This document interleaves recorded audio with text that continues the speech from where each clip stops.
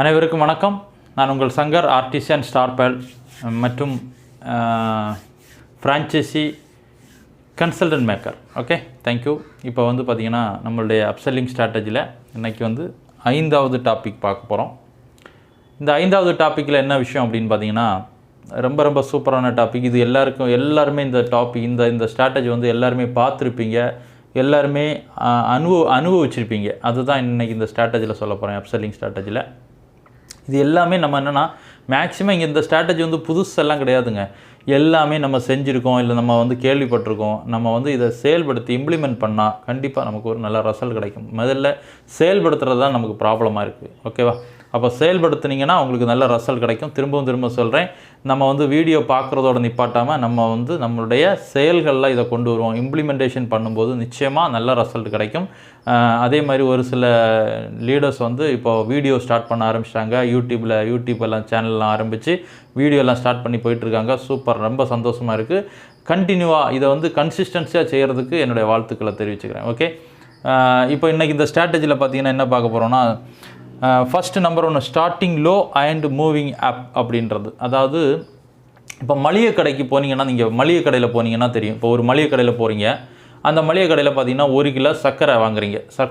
1 kilo சர்க்கரை வாங்குறீங்கன்னா அந்த மளிகை கடைக்காரர் என்ன பண்ணுறாருன்னா, ஒரு பேக்கேஜ் எடுத்து ஒரு பேக் எடுத்து 1 கிலோ சர்க்கரைக்கு முதல்ல ஒரு பெரிய கோணியில் இருக்கும், அதுலேருந்து கொஞ்சம் அப்படி என்ன பண்ணுறாரு எடுத்து, நீங்கள் இப்போ உள்ள கடையிலலாம் பேக்கேஜ் தான், பழைய கடைகளில் தான் சொல்கிறேன் நான். நம்ம முன்னாடி உள்ள கடைகளில் வந்து பார்த்திங்கன்னா திராசில் வச்சு என்ன பண்ணுவாங்க, அளந்து கொடுப்பாங்க இல்லையா?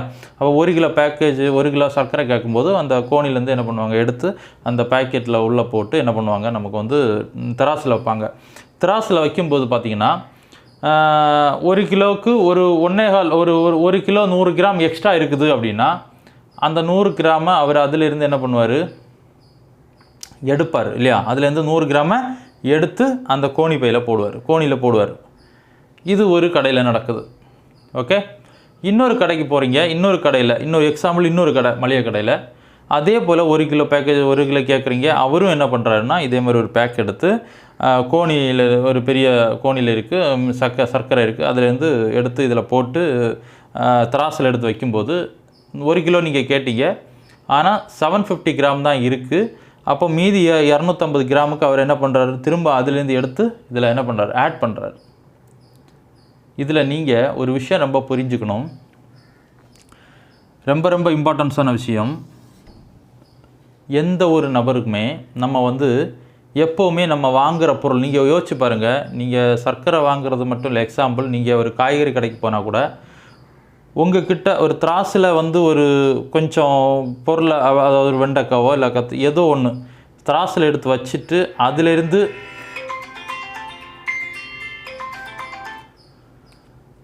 திராசில் எடுத்து வச்ச பிறகு அதிலிருந்து ரிட்டன் அவங்க எடுக்கிறாங்கனாலே நமக்கு வந்து மைண்ட் செட்டில் அந்த நபர் வந்து நம்மளை ஏதோ சீட் பண்ணுறாரோ இல்லை ஏதோ வந்து நம்மளை ஏமாத்துறாரோ அப்படின்ற ஒரு ஃபீல் வந்து கண்டிப்பாக நமக்கு வந்திருக்கும்.